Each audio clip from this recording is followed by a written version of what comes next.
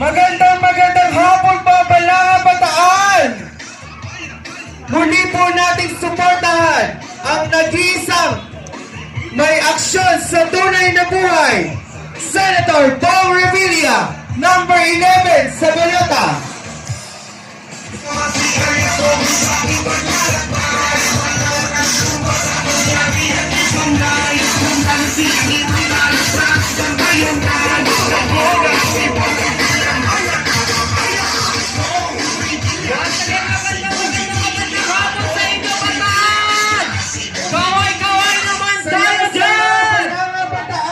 Dito na ang nag-iisang may bahay ni Senator Bong Revilla.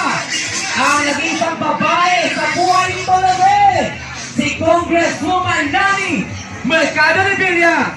Sama-sama po nating suportahan at muling iboto ang tunay na may aksyon sa buhay, Senator Bong Revilla, number 11 sa balota.